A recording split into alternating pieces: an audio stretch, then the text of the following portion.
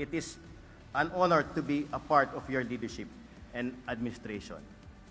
Through your example, we lead and serve the people. You are indeed a blessing to this city. May God always keep you healthy and safe because the people of Ilagan needs your visionary and strong leadership to walk us through the journey leading to development. Ladies and gentlemen, some of the most important, significant, trailblazing, and impressive accomplishments of the City of Ilagan over the years were achieved during the administration of this dynamo of a man. In fact, the conversion of the once sleepy municipality of Ilagan to the robust and booming city of Ilagan happened during his incumbency. Despite the onslaught of the pandemic COVID-19, there's no stopping this man. He never slows down. He never stops. His energy is boundless. His resolve unwavering. His vision resolute. Ladies and gentlemen, to give his 2020 State of the City address, please welcome a man for all seasons, a man of the masses, a man of vision and foresight, and a public servant extraordinaire, our City Mayor of the City of Ilagan, the Honorable Josemarie L. Diaz. Thank you so much, Chris, for that very kind and flattering introduction. And I would also wish to take this opportune time to extend my earnest and sincerest gratitude to the Honorable Vice Mayor Kit Belio and the members of the Honorable Council for complimenting with all the programs and projects. Because of the joint executive and legislative agenda, we came up with the synergism. But before the furtherance of my State of the City address, may I acknowledge with all sincerity the presence of our Regional Director of the ILG, Dr. Corazon Toribio. Palakpan po natin. Members of the Honorable Council again, headed by the Honorable Vice Mayor Kit Belio, former Mayor Honorable Moods Diaz, Honorable Perly Gawiran, Honorable Dr. Bringas, Honorable J. Ibson Diaz, Honorable Montreal, Honorable Vedasto Villanueva, Honorable Margaret Wichin, Honorable SK Federation President Nicole, the Honorable Rolly Tugade, the Honorable Olalia, the Honorable Ramos, the Honorable Mata, the Honorable ABC President Gaylor Malunay, and the Honorable Sami Maddara. Our State Prosecutor, the Honorable Benito Sales Jr., palakpakan po natin. Other illustrious dignitaries, my LGU family, Execom, Draconici, business sectors, representatives, bankers, andito rin po yung mga iba't ibang managers ng iba't ibang bangko po natin dito sa siyudad ng Ilagan. Other illustrious dignitaries, friends, ladies and gentlemen, magandang sumusulong po na umaga sa ating lahat.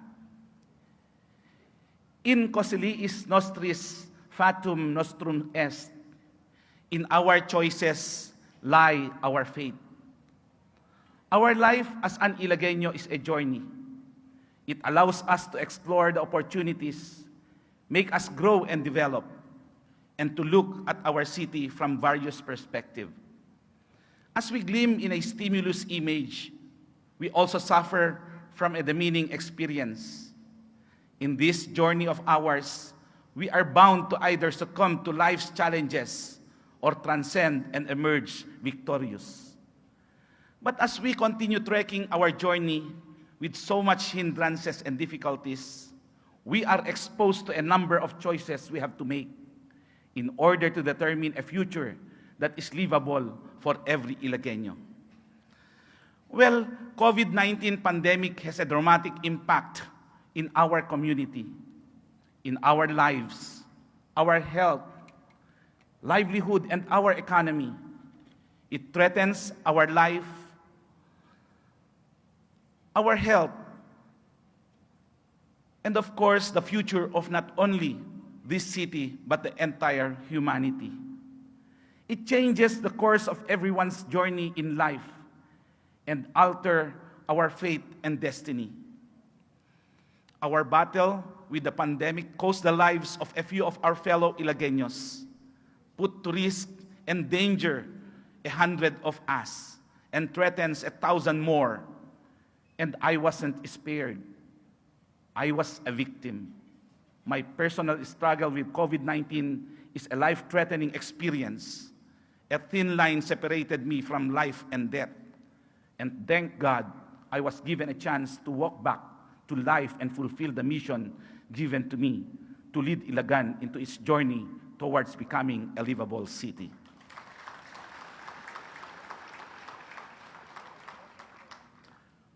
A strong beginning, a tough ending. Dito po nag-umpisa ang lahat ngayong taon. We have started the year with a strong conviction that we will be heading into a state of development where we laid the foundation of Livable City Master Plan. We gained the momentum to commence our development master plan, beginning with the development of the Ilagan Promenade Avenue, envisioned to be the show window of Ilagan's livable city concept. The Ilagan Promenade is a multi-phase development project, starting with the conversion of the old avenue, yung old Capitol Street po natin, into a long stretch promenading avenue. The transformation of the Mammangi Park, the Century Park, and the corner of Petron Station into a scenic park, accented by stunning lights that shall illuminate the park at night to showcase Ilagan's beauty and grandeur. Sinikap din po natin na gawin at itatag ang ating City Civic Center sa Alibago, na kung saan ay gagawin nating government center ang ating lupain para gamitin ng mga regional at provincial offices ng mga ahensya ng pamahalaan, kabilang na ang regional office ng SSS, provincial office ng DOLE, division office ng DepEd, at idadagdag ito sa mga dating nariyan na prosecutor's office na dati na po, yung postal office, andyan na rin po dati yung Petron Gasoline Station, Central Terminal, at ang ating City Hotel. Magaan dating sinimulan at mabilis nating ipinatupad ang mga proyektong ito na susundan sana ng mas malalaki pang mga proyekto upang ipagpatuloy natin ang ating nasimulan bilang unang bugso ng ating paglalakbay patungo sa pagiging livable city. Nabigyan rin tayo ng pagkakataon para idaos ang makasaysayang National Festival of Talents, kung saan naipakita natin ang kagandahan ng ating syudad at nagibahagi ang ating kultura at kakayanan sa buong Pilipinas. Ang matagumpay nating pagdaraos sa aktibidad na ito ay nag-iwan ng magandang alaala na nagmarka sa mga participants mula sa iba't ibang lugar ng Pilipinas at nagbigay sa atin ng pagkilala at pagpuri sa ating syudad. We have also successfully hosted the Luzon-wide Inter-Regional Sports Fest of the Commission on Audit this year, making us stake our claim as the Sports Tourism Center of Northern Luzon. These events are part of our tourism and marketing strategy to attract more investments and boost our economy. Through these activities, we were able to showcase what the city of Ilagan has to offer. Life-changing challenges. It would have been a smooth sailing journey and a productive expedition. But the health crisis that claimed millions of lives worldwide impeded our journey, prevented everybody from moving, and stalled our development voyage. COVID-19 totally changed our living conditions, puts everybody on the sidelines as it inflicts terror over all nations. Tumigil ang pag-inog ng ating mundo, naantala ang mga sinimulang proyekto, at napigilan ang sanay maayos na daloy ng ating pagsulong. We have been dealing with this pandemic for the most part of the year, beginning from March till today po. We stood our ground and gave our best effort to build our defenses and protect our city, na katulad ng sinabi ng ating mahal na Vice Mayor kanina. We remained COVID-free for the first 5 months, yet our defense collapsed from the ominous attack of the virus and started its assault on unsuspecting individuals, striking the vulnerable population and leaving the weak up front in a battle for their lives. This global health crisis created a hiatus in our governance. It produced an interregnum in our development journey, leaving us with unfulfilled hopes and aspirations.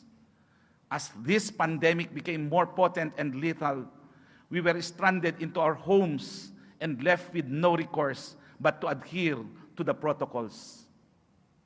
Even before you utter a word, we already heard your pleas and cry for help.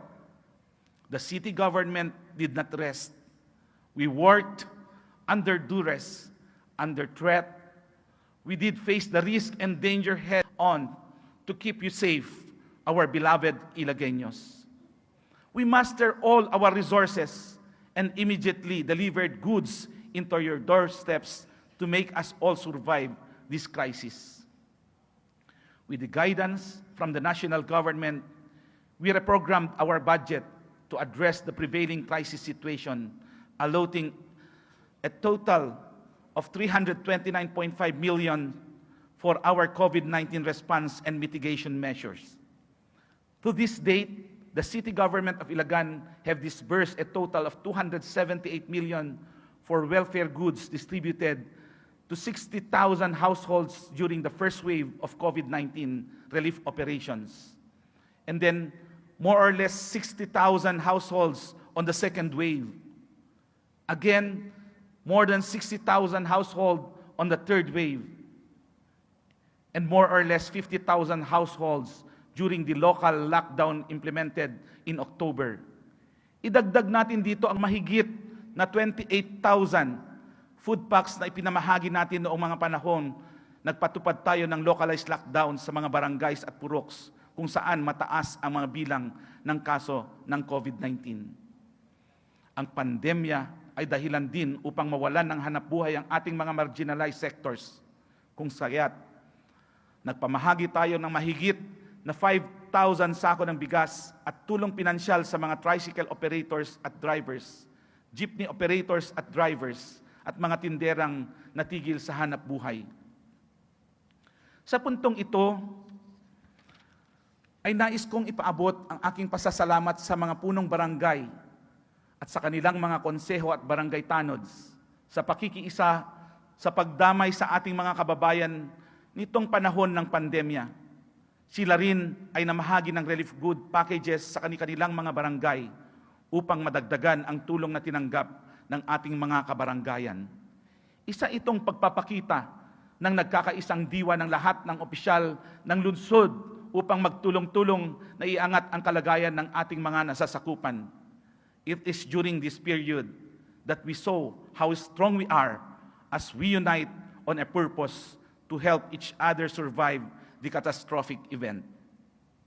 We also spent 39.5 million for the purchase of medicines, medical supplies, and COVID testing kits, subjecting to rapid diagnostic tests and even antigen tests, all returning locally stranded individuals, returning overseas Filipinos, and other travelers coming into Ilagan to ensure that all carriers of the virus will be isolated and treated.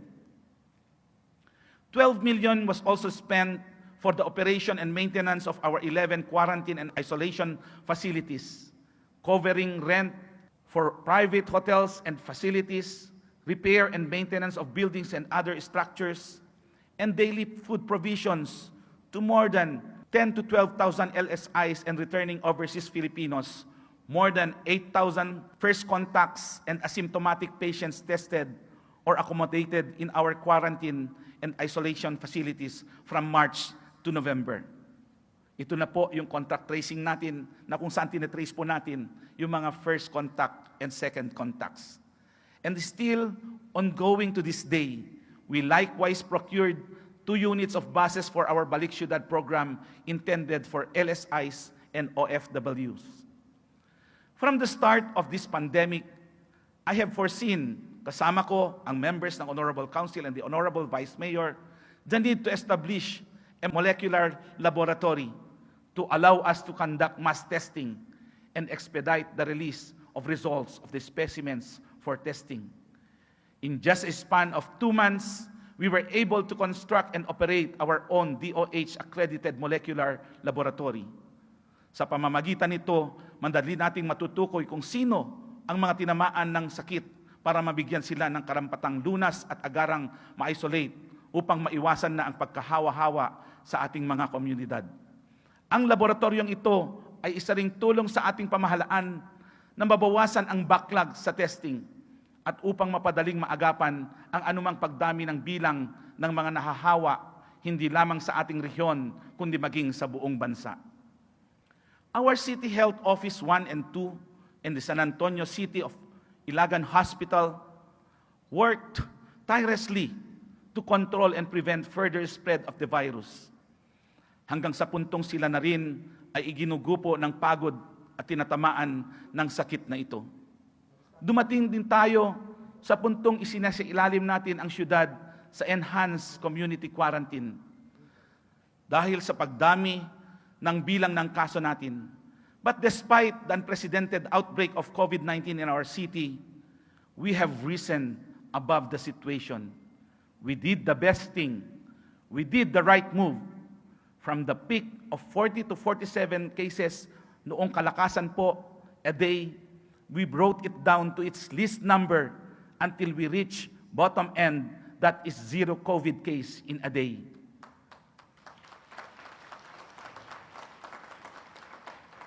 This is precisely the Ilegueño way of winning our battle, to stand strong and united in this strongest challenge we ever faced in our lifetime. Nananatili ang ating mga PNP personnel, maging ang public order and safety team sa kanilang mga istasyon 24 hours a day. Hindi alintana ang matinding init o malakas na ulan upang magmatsyag at magbantay sa ating mga checkpoints. Sila madalas yung kinukutya, minumura, hinaharas at pinapagalitan. Ngunit ang hindi natin alam, sila ang ating first line of defense laban sa COVID. Sila ang nagbabantay para sa ating kaligtasan. Kunin ko po ang pagkakataon na ito. Taas noo po akong nagpupugay sa ating mga frontline health warriors sa kanilang walang humpay na sakripisyo mula umpisa ng laban hanggang ngayon. Sila yung nakapusta na ang buhay alang-alang sa pagmamalasakit sa ating kapakanan. Buhay nila ang nakataya, masiguro lamang naligtas tayong lahat. It is on this rare occasion that I will stand in salute with these heroes of today's battle. Exhausted but never relented, drained but never conceded, even with some of them succumbed to the virus, but as warriors, they rise up after every fall. To all of you, my highest commendation for a job well done. Higit sa lahat sa inyong aming mga minamahal na Ilegueño, salamat sa inyong pakikiisa at pangunawa. Mahalagang bagay yung nagkakaintindihan tayo, yung nagkakaunawaan tayo, ngunit nananatili ang banta ng kaaway, higit na kailangan ang pagtalima sa ating mga panawagan. Ingatan ang ating mga sarili. Sa pagkakataong ito, gusto kong bigyan ng emphasis po na walang pwedeng mag-alaga sa ating sarili kundi po tayo. This is a collaborative and joint effort. Andyan ang ating city government, pero unang-una po, tayo ang mas nakakaalam na mag-alaga sa ating sarili. Ingatan ang ating mga sarili, sumunod lamang sa mga protocols, pangalagaan ng sarili, ang inyong pamilya at ang inyong kabaranggayan. Maging responsable sa pagsunod upang mabilis tayong makabalik sa normal na takbo ng ating buhay sa tulong ng ating poong may kapal. Hindi rito nagtatapos ang pagsubok sa atin bilang isang syudad.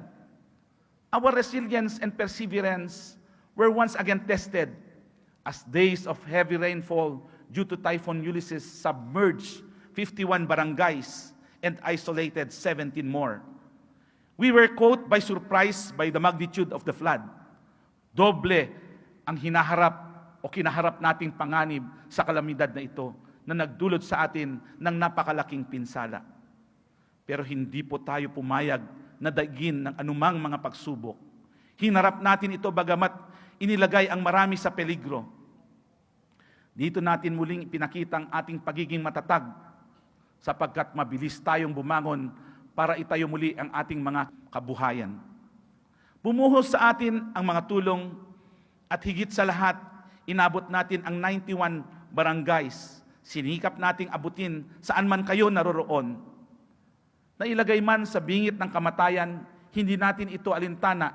Mapadama lang namin sa inyo na narito ang inyong lokal na gobyerno upang damayan kayo sa ganitong mga pagkakataon. In a span of 7 days, we were able to reach out all our 91 barangays and handed the much-needed relief assistance. For the farmers affected, we immediately distributed corn and dry seeds and fertilizers to mitigate the damages sustained due to the calamity. In just more than a week after this catastrophic flood, we are back on our feet, ready and determined to stand stronger than ever, as life must go on whatever happens. Adaptive and innovative governance. As our movement were limited, accessibility to goods and services became difficult as clouds of fear were hanging over our head. Hence, we innovated measures to make all of this available to you. We automated our services to keep you safe by strengthening our digital governance that allows online government transactions with e-payment system, health monitoring, shopping, and dissemination of public information for a smooth flow of communication and a precise delivery of information to make people aware and informed of any development in the city. Under our digital governance, we established the following. Number 1, the Electronic Business Permit and Licenses System, or EBPLS. This system automated the application and renewal of business permits and licenses. Now, you can apply and renew your permit online without going to the BPLO office. Not only that, you can now also pay online. So at the comfort of your home, you can do all of this online without hassle, anytime, anywhere. Number 2, the Electronic Real Property Tax Assessment System, or ERP-TAS. This system automated the procedures in assessment of your properties. You can request for an assessment of your property online, and you can pay also your assessment online, anytime, anywhere. Number 3, Integrated Business Permits and Licensing System, o IBPLS. Ito ay lalo pang pinabilis ng sistema sa pagproproseso ng inyong mga zoning at building permits sapagkat ginawa na po nating automated. Ibig sabihin, pagkabigay po na ninyo ng inyong mga dokumento o requirements sa opisina, hindi na ikaw ang maglalakad nito. There will never be a human intervention. Idadaan na yan sa sistema. Antayin mo na lang ang order of payment para bayaran po ito. Number 4 is the electronic city civil registration. Ang mga gustong kumuha ng kopya ng mga birth certificate, marriage certificate, o death certificate ay maaari nang gawin online at pwede na ring bayaran online at pwede na ring ipahatid sa bahay ninyo ang kopyang ni-request po ninyo. Number 5, ang Tienda Ilagan Digital Market. Isang sistema na ang pamimili katulad sa palengke ay pwede na ring online sa inyong mga suki. Mamamalengke tayo sa mga suki natin sa palengke, sa mga malls, sa mga restaurants, gamit na lang ang inyong mga cellphones of anumang gadgets po. Number 6, infocast of information blast.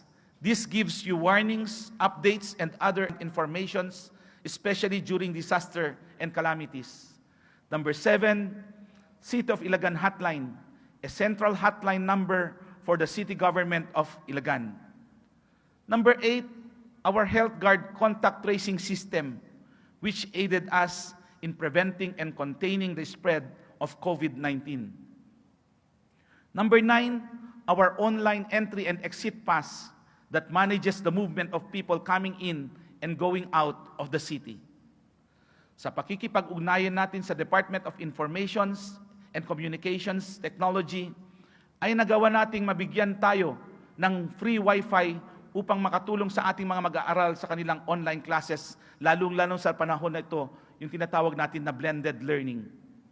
Ito ay naitayo sa Barangay Sipay, Alibago, Baligatan, Osmeña, Bliss Village, San Felipe, Malalam, Namnama, Arusip, Pilar, Kalamagi 2nd, Santo Tomas, San Vicente, Bonifacio Park, Provincial Capital, and IDGH. Nakuha din natin ang commitment ng Smart Philippines upang magtayo ng mga additional free Wi-Fi sa iba pang mga barangays. Nakipag-ugnayan din tayo sa mga telecommunications company tulad ng Globe, Smart, PLDT at Dito Communications, yung Huawei po, upang dagdagan ang mga communication towers nila upang lumakas at mapabilis ang signal ng ating mga internets at makaengganyo po tayo ng mga interesadong BPOs na maglagay ng kanilang cell centers dito sa ating syudad o kaya yung mga investors po natin. Post-lockdown initiatives. Noong kontrolado na ng pamahalaan ang sitwasyon, binuksan ang ekonomiya at nabuhay ang kapaligiran sa takbo ng tao at serbisyo. Hindi tayo nagsayang ng panahon, agarang kumilos po upang tapusin ang ating naumpisahan at sinimulan ang mga bagong proyekto na ating pinagplanuhan. We were able to complete on time and within budget the infrastructure projects, which includes the concreting of barangay roads and farm-to-market roads of Barangay First, the stretch of Marana First and Kalamagi First, Sipay, Alangigan Third, Alangigan First Road, Cabecera 25, Alangigan First Road with RC pipes, Kadu, Balakong, and Namnama with a total project cost of 11 million pesos. We have completed the concreting of roads of Barangay Santa Isabel Sur, Santa Isabel Norte, and the stretch of San Ignacio, Bagong Silang, Malasin, and Bangkuram Road with a total project cost of 51 million. Natapos din po sa taong ito ang construction ng drainage canal sa Barangay Kalamagi 2nd, Alibago, at Kamunatan. We also initiated the construction of Barangay Road of Fuyo with box culvert, Osmeña, and Kalamagi 2nd. Isinagawa rin ng ating City Engineering Department ang farm-to-market roads, rehabilitation and maintenance sa 33 barangays ng ating syudad, kabilang ang mga Bacolod, Marana 2nd, Marana 1st to Bacolod, Alangigan 1st, Bagumbayan, Balakong, Bigaw, Capelian, Nagilian Norte, Namnama, San Rodrigo, at Sindon, Bayabo. Our street lights were rehabilitated and installed in the stretch of Kalamagi 1st to Santa Barbara, Bliss Village to Alangigan 2nd, Alibago to Centro Poblacion, and from the DBP Osmeña to Malalam. Natapos rin natin ang retaining wall with road concreting sa Barangay San Felipe at sheet pile sa ating relocation site. Kasalukuyan namang ginagawang line canal sa ating housing project sa Barangay Alibago. We also provided a level 2 water system in Barangay Sindon, Bayabo, San Felipe, Salindingan, Cabecera 624, Cabecera 1721, Paliweg, and at San Antonio City of Ilagan Hospital. We have completed the phase 2 of the construction of the multipurpose hall of Barangay Bliss Village and Balakong. We have also undertaken the extension of covered court of Barangay Bagumbayan, installation of covered court roofing in Barangay San Juan, construction of bleachers and pavement of the covered court of Barangay Gayong-Gayong Sur, and concrete pavement of covered court of Barangay Capo, Sifu, and Pilar. We also completed the construction of the covered court of Barangay Cabecera 22, at kasalukuyan namang ginagawa pa ang covered court ng Barangay Alangigan Tercero. Kasalukuyan din ginagawa ang daycare center at health center sa Barangay Gayong-Gayong Sur. Kasalukuyan din pong itinatayo ang perimeter fence sa Purok 5, 6 at 7 ng Barangay Cabecera 27. At sinimulan na rin po natin ang construction ng Barangay Health Center sa Cabecera 3. To provide our school children with a conducive learning environment, the city government completed the construction of 2 classroom buildings in Kabandungan 2nd, Bagong Silang, Cabecera 9-11, Sentro San Antonio, Cabecera 19, 1 classroom building at Barangay Nanagwan, and 1 classroom building at Sitio Bating in Alibago. Malapit na rin pong matapos ang 2 classroom building para sa Abuan National High School sa Cabecera 27. In addition to this, we have also completed the construction of a school gymnasium at Mangkuram Elementary School, Cabecera Gis or Lupigi Integrated School, Santa Isabel National High School, at Bliss Village Elementary School. We have also completed and inaugurated the Bureau of Fire o yung BFP Ilagan Station Building worth 8.2 million pesos, which will make our firefighters respond immediately and effectively on all calls for emergencies. Itinayo rin po natin ang bagong City Library and Museum Building na ginawa din nating e-library at Tech for Ed Center. The AMIA building project is likewise completed and operational. Tinapos na rin po natin ang San Antonio City of Ilagan Hospital Extension bilang maiangat ito bilang isang level 1 hospital. At sinimulan na rin po natin ang pagpapatayo ng ating City Commercial Building sa harap ng Isabela State University Campus na nagkakahalaga ng 50 million na maging kabilang sa programang Ilagan Promenade Avenue. Ang lahat ng ito ay nagawa natin sa loob lamang ng 6 na buwan mula Mayo hanggang sa kasalukuyan. At sa kabila ng pandemya ng ating kinahaharap, bagamat limitado ang ating pagkilos dahil sa pandemya, na isakatuparan pa rin natin ang malaking bahagi ng ating programang para sa taong 2020. Sa mga susunod na mga araw, ay sisimulan na rin ang pagpapatayo ng ating 250 million Ilagan City Multipurpose Commercial and Convention Center. Tapos na po ang bidding, andyan na rin po ang pondo at uumpisahan natin next week. Na pinangarap natin gawin na sentro ng programang pangkultura, entertainment, sports activities, international and national, at regional conventions at iba pang mga malalaking aktibidad.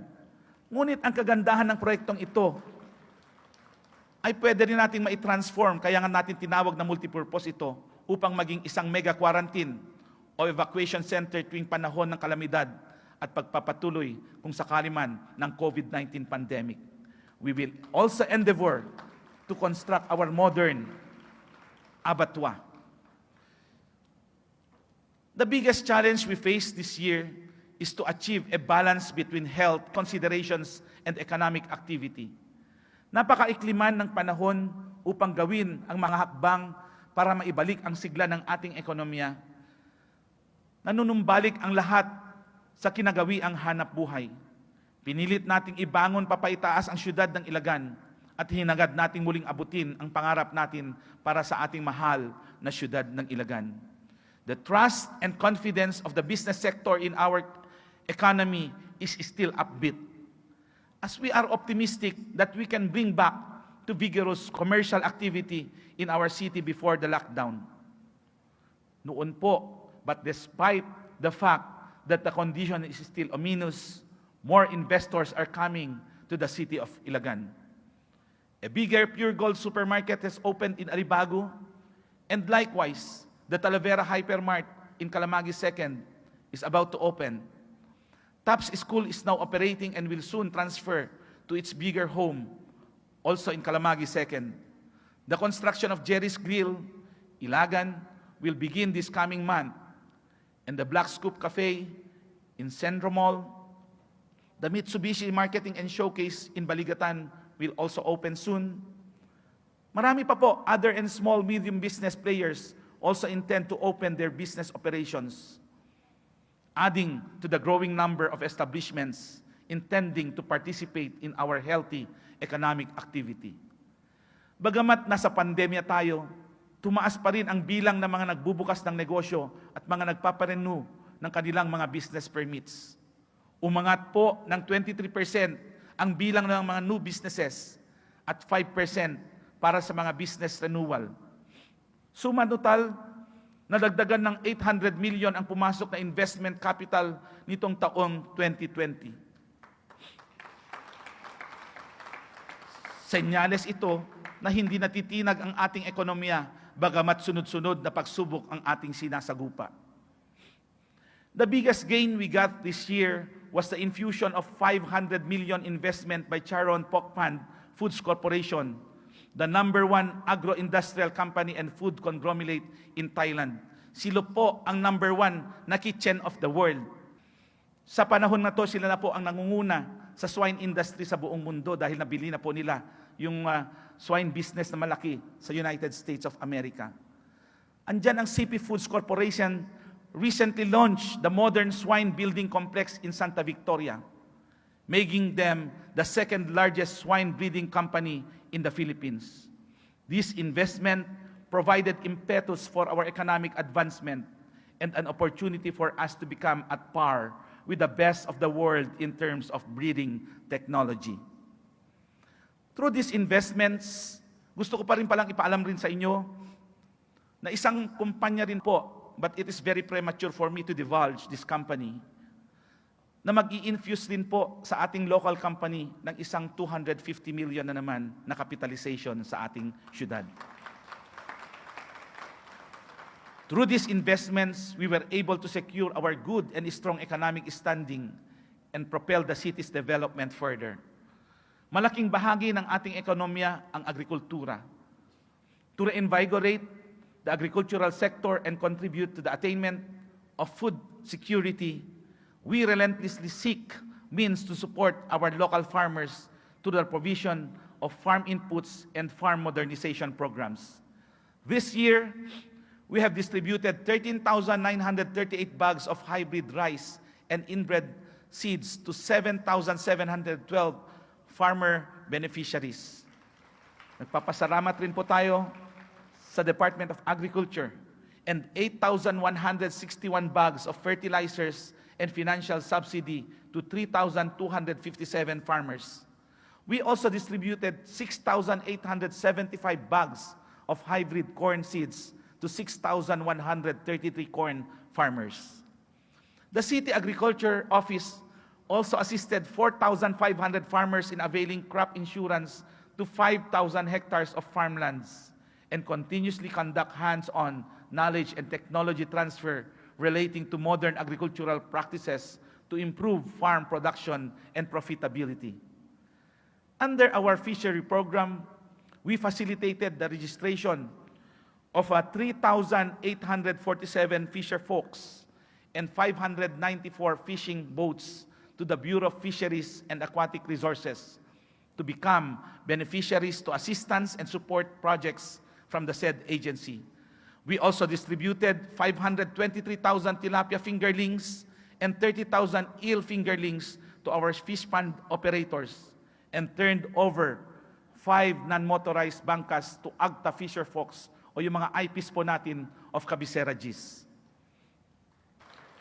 Under the Livestock Development Program, we distributed 120 heads of goats, 200 heads of ducks, and 700 heads of free-range chicken in the 4 clusters of barangays through the Asosasyon ng mga Ama as additional source of income to our local farmers. From the share of the city in the excise tax allocation, we provided livelihood assistance to our tobacco farmers with a distribution of 1,400 piglets, breeders, and 2,800 bags of feeds, and granted financial assistance to more or less 1,000 tobacco farmers. Binigyan po natin sila ng tig 20,000 bawat isa. In order to continuously provide support to these farmers in lessening their costs and increase their production, we procured several four-wheel tractors, including combine harvesters and corn grit mill, as part of the agricultural modernization program, where we endeavor to maintain a fleet. Pinipon-ipon na po natin yung mga dating mga tractors natin na pinamigay natin sa barangay na hindi nila na-maintain. Para nang sa ganon, meron tayong fleet po ng mga tractors na pwedeng magsilbi sa iba't ibang clusters ng ating barangay, ready to extend the much-needed assistance to our farmers. We awarded the last 3 dump trucks to Arusip, Karikikan, Sur, and Kapelian. At tanapo, J. Patpatkek and Dungdungwek ng barangay captain, sapno na kompleto tayo, iti 91 nga dump trucks nga nayawat kada kayo in the city of Ilagan. The continued growth in our economy, supplemented by various job generations, programs of the city government, created employment opportunities for job seekers and displaced workers due to the pandemic. Natulungan nating makahanap at mabigyan ng trabaho at kabuhayan ang 9,370 individuals sa ating syudad. The Ilagueños are hardworking people, and it is only fitting that we provide an enabling environment where they can be given equal opportunity and access to resources to alleviate their living conditions. We strongly advocate education to level the disadvantage of the marginalized sector, especially those who are wallowing in the quagmire of poverty. It is for this reason that we continue to espouse various scholarship programs in the city of Ilagan. This year, we have granted various scholarships and financial grants to 37,879 scholars for second semester of school year 2019 to 2020, and 40,109 scholars for the first semester of school year 2020 to 2021, amounting to more than 40 million. Sinigurado rin po natin na ang ating DepEd ay makaagapay po sa hamon ng makabagong paraan ng pagtuturo, yung tinatawag natin na blended learning, sa pagbubukas ng klase noong Agosto ng taong ito. Naglaan po ang city government ng 20 million. Meron pa ko kayong naiiwan na pera, mga minamahal naming mga DepEd, para sa mga pangangailangan. Pero we are contemplating to purchase mga tablets po para sa ating mga estudyante,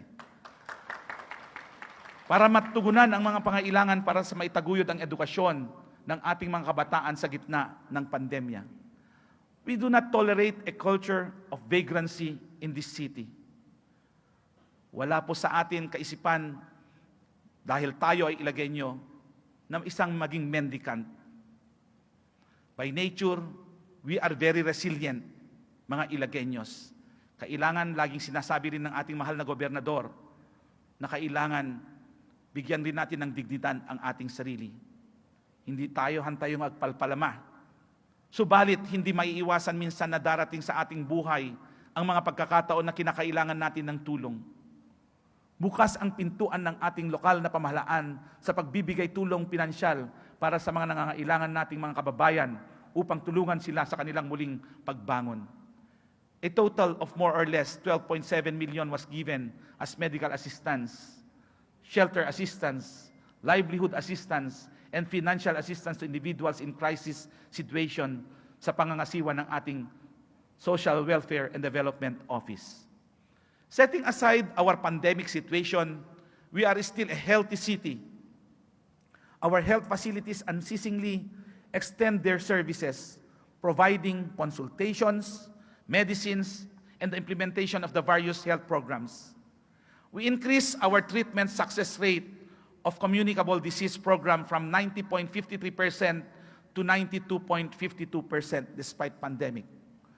We also registered a decreased number of rabies cases from 1,595 to 1,399 cases as of October 2020. We were able to immunize 87.20% children as of October 2020 and targeting to complete 100% until the end of this year. Our health office likewise administered oral health services to 31,685 individuals from 0 to 11 months to 60 years old and above. Our Persons with Disabilities Affairs Office or PIDAO distributed 69 wheelchairs and 66 assistive devices to PWDs. It also administered rehabilitation services to 943 patients, yung mga na-stroke po ito at sa iba't ibang cases ng pagkabalda. And with the 2,543 sessions held free of charge. The office also distributed 436 PWD IDs to easily access the various services being offered by the PIDAO. A total of 16,608 elderlies or mga senior citizens benefited from our year-round Handog Kaarawan program in our 91 barangays. Included in these packages were food packs as birthday presents to celebrants coupled with vitamin C capsules to boost their immune systems, distribution of face shields and face masks as a preventive measure against COVID-19. I would like to inform you that the City of Ilagan Office of the Senior Citizens Affairs or OSCA was granted renewal of their accreditation by the Central Office and was even cited for its exemplary performance also by the Central Office. Congratulations, Mrs. Ko. Even during the pandemic, we were able to generate 1,116 bags of blood under our iBloods program. We established and inaugurated our City Pasalubong Center located at Bonifacio Park, Barangay Baligatan, and putting up 6 Wi-Fi kiosks to provide accessibility to internet services under the auspices of the City Tourism Office. It also facilitated the application and acquisition of provisional certificate to operate to 8 hotels and resorts operating in the city. Pinalakas din po natin ang ating Ilagan Development Authority o Ilaganda na siya nating pangunahing katulungan sa pagpapanatili ng kaayusan at kalinisan ng ating lungsod. Anumang oras tawagin, anumang araw utusan, at anumang kalagayan ng panahon, nariyan sila upang tuparin ang lahat ng kautusan. Congratulations, Billy Perez. Hindi rin natin makakalimutang pangalagaan ng ating kapaligiran, kung kaya't naging responsable ang ating Centro Officer na si Billy sa pagpapatupad ng waste segregation and collection. Kasama po dyan ang pagbibigay at pagtatanim ng mahigit 20,500 seedlings sa 30 hektarya ng ating gubat. We would like to commend our Ilagan City Police Station for maintaining the peace and tranquility in the city. Congratulations po, Colonel Abiliera.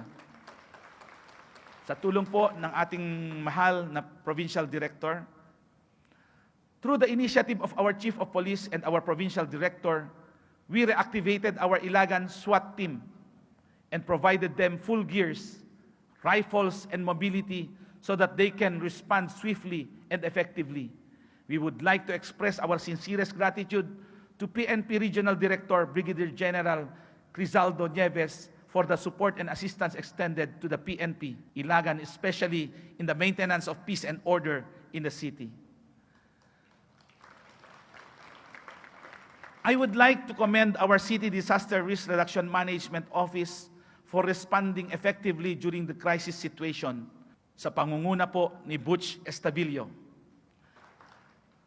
Especially our COVID-19 response and the recent flooding we experienced last November 11, 2020. Our rescuers have responded so well and were able to rescue and retrieve several people trapped in their houses while the flood water is still rising. No karwan gare mataggai ulutam, no mawarningan kamo nga na city government, no duduma ibagbagayo pa ilang nga sanay kayo itan, napanti dakil nga bigla nga bagyo. Ti calamity typhoon nagpiksa dak bigla iti panagdakil iti danom. Anya nangyari am amin nga santo inayabantayon apo. And Butch and his group were able to rescue and retrieve several people trapped in their houses while the flood water is still rising, risking their lives to save others' lives. The CDRRMO has already responded to 1,814 distress calls as compared to 1,554 responded calls in 2019. We also procured one backhoe and one road roller to augment our fleet of heavy equipment in the repair and rehabilitation of roads damaged by calamities and in providing new roads for greater accessibility. Towards the new normal, our development pathway does not stop here. Definitely, it will not end today. We will persevere to continue our development journey. With or without pandemic, calamities may come and go. Still, we are focused on what will lay ahead for Ilagan. Moving towards the new normal, we will take all the opportunities with us, use this to our advantage, and continue to proceed with what we have started. The construction of our 100-bed Level 2 Ilagan City Hospital is already completed. Our target is to make the seat of Ilagan Hospital fully operational this first quarter of this year, coming year. We are now on the process of getting our license to operate, filling up our manpower requirements, and securing modern medical equipment that will cater all the medical needs of our Ilagueño people. It is my aspiration and the aspiration of the leaders of the city of Ilagan to make this hospital an avenue for people to access quality and medical care intervention and critical medical operations. This is an Ilagueño dream that crystallized into reality, where we will no longer be compelled to seek medical assistance or treatment at exclusive hospitals in Metro Manila, for we will give you the same quality of care here in the city of Ilagan. We will always live by our credo, Salvere Omnibus, good health for all or for every Ilagueños. Naisagawa na rin po natin ang groundbreaking para sa Ilagan Corn Processing Complex na dilaruhan mismo ng ating DA Secretary William Dar during his visit. We signed the Memorandum of Agreement sealing the commitment of DA for the establishment of the 270 million Ilagan Corn Processing Complex.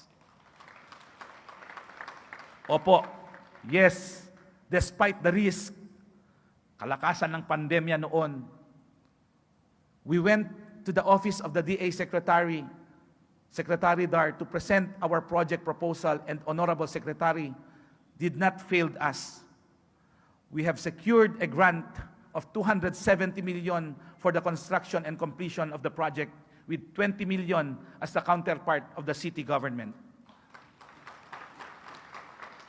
The I-Corn Complex project features processing center, research and development center, administrative center, marketing center, warehousing, one-stop shop souvenir center, and drive-through market for meat, vegetable, and other agricultural products.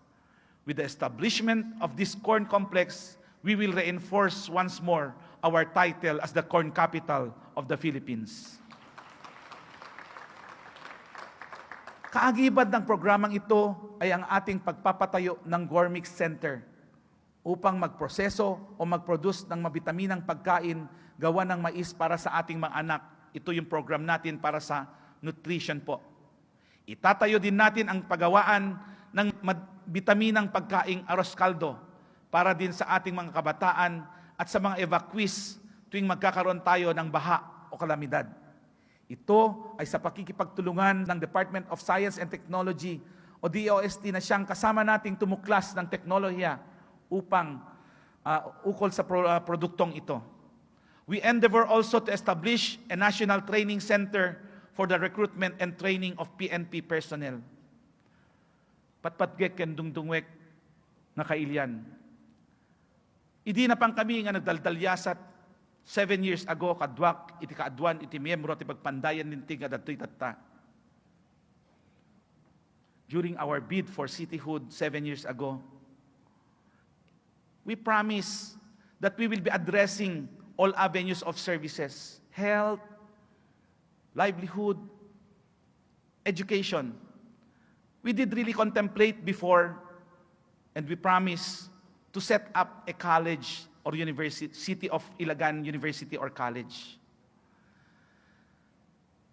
But it is also repugnant to the principles na nakikipag-compete po tayo sa mga private.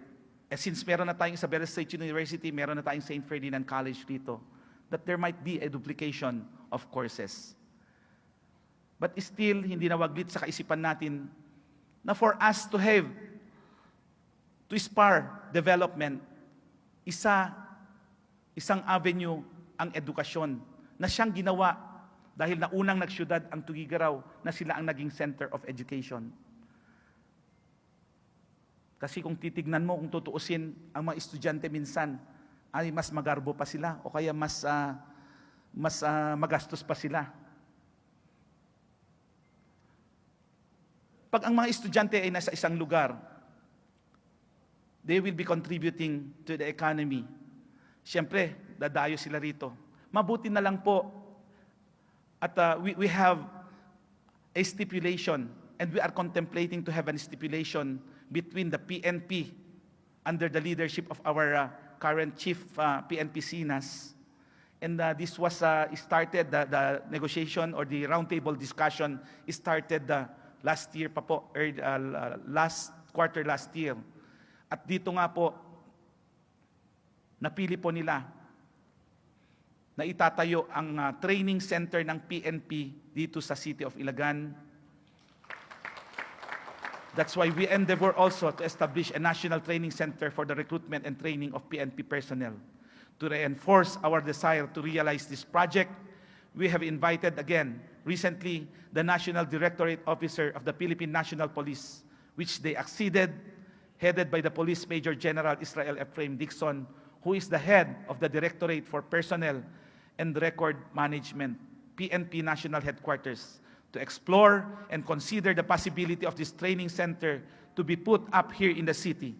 This training center will provide a year-long training of around 2,000 every semester or every 6 months, equivalent to 4,000 PNP cadets, which can enhance more economic activity. And further, boost our tourism, economy, and the generation of more employment opportunities. At least yung mga graduates po natin ng criminology, mayroon na silang pupuntahan. Sometimes tayo, mababaw yung ating foresight. Sa panahon ito ng pandemya, oo, medyo hindi tayo magkakankar siguro. Pero kung titignan natin yung future and fate of our beloved city, ito ay magiging lifetime na magko-contribute sa ekonomiya ng Ilagan. Magko-contribute sila sa foot traffic na yan ang hinihingi at hinahanap ng mga investors natin. At alam naman po natin kung may activity where there is movement in parlance of economy, there shall always be progress. Kung ang kinababahala po natin sa panahong ito ng pandemya, the city government will see to it that we will be very stringent in the application or implementation of our health protocols.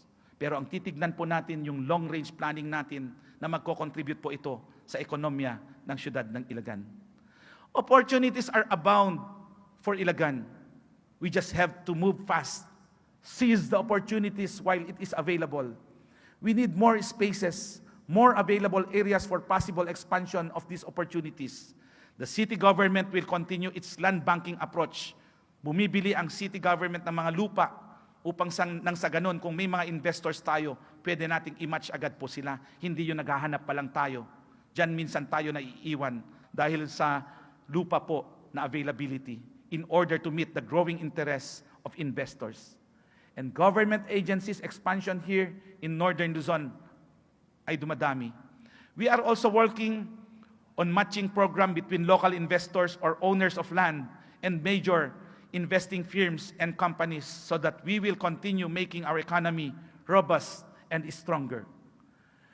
We commence the preparation of our property in Alibago for the establishment of our city housing project. Nabili na po nitong taon ng city government yung mga ibang lupa po dyan sa likod ng ating City Hotel, na kung saan nabanggit ko kanina, natatayuan ito ng mga DOLE, ng mga BIR, satellite offices, offices ng DepEd, SSS, at marami po pong iba. Bumili rin po ang city government ng lupa para sa housing project natin sa Alibago, composed of duplex row houses. Nagkasalukuyan na po ang kanilang earth moving or land preparation to cater to the housing needs of our employees and employees of other government agencies with an initial budget of 124 million pesos. This project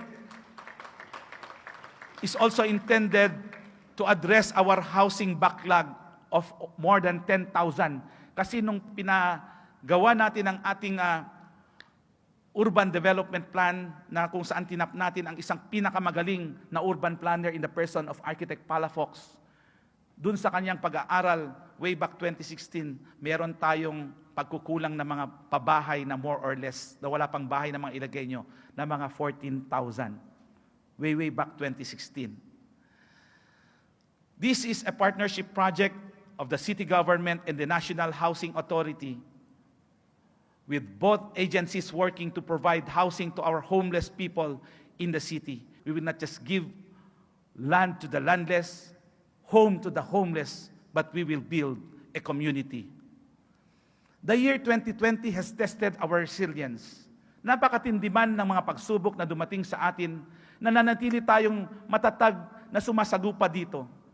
Hindi tayo nagpapatimag sa anumang mga kalamidad dahil handa tayo sa ganitong mga pagkakataon. Ilagueños by nature are very resilient. Hindi natin hinahayaan na tayo ay tuluyang mabuwal sapagkat nananatili tayong matibay anumang panahon. Gaano man ang ating pagkalugmok, bumabangon at bumabangon pa rin tayong mga Ilagueño. Kami na inyong mga abang lingkod na bumubuo sa lokal na pamahalaan ng siyudad ng Ilagan ay hindi tumitigil sa pagpapatupad ng aming mga sinumpaang katungkulan. Sa kabila ng kinahaharap nating pandemya, patuloy lang ang pagbibigay serbisyo ng bawat sangay at departamento ng ating local government unit. It is at this point in time that I extend my sincerest gratitude to my department heads, my LGU family.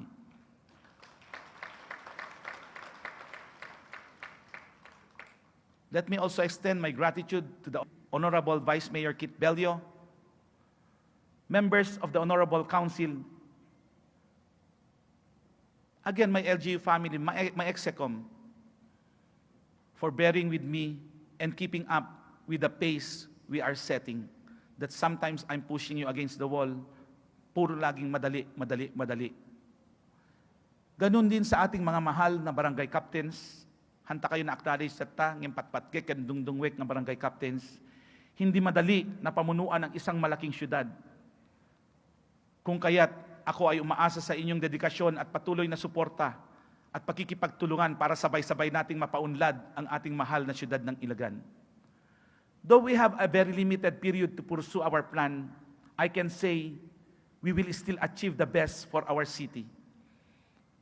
I have complete trust in every one of us, especially to the working men and women of the city government of Ilagan, that we can continue our journey, we can reach our goal, we can fulfill our dreams and aspirations of making Ilagan a livable city by 2030.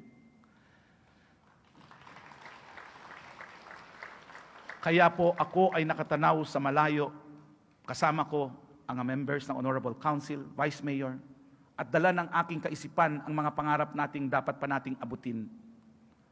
Naantala man tayo sa taong ito, pero tayo ay nakatanaw sa mga bagay na kaya po nating gawin. Sapagkat mahigpit ang ating pagkahawak-hawak kamay, lumakas tayo dahil nagkakaisa ang ating hanay. Mga minamahal kong Ilagueño, ako ay lubos na nagpapasalamat sa inyong pinakitang pagmamahal.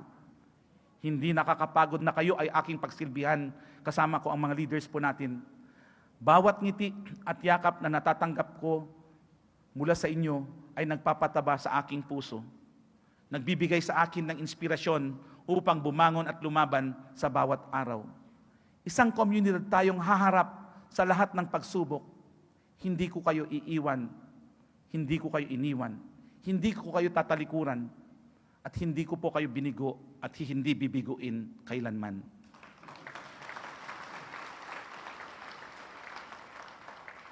even when we were pushed down by calamities, even if we were threatened by the pandemic, still we did not blink. We did not cower in fear. We did not surrender to their will. Every time we fall, we rise. Every time we stumble, we ascend, because our will to survive is more than their power to subdue us. Our will to go on is more than their will to crush us. We will always survive. We will always endure. We will always soar because we are Ilagueños. We will always be above miseries and misfortune. As always, we shout, Ilagan resurget. Ilagan shall rise again. To God be all the glory.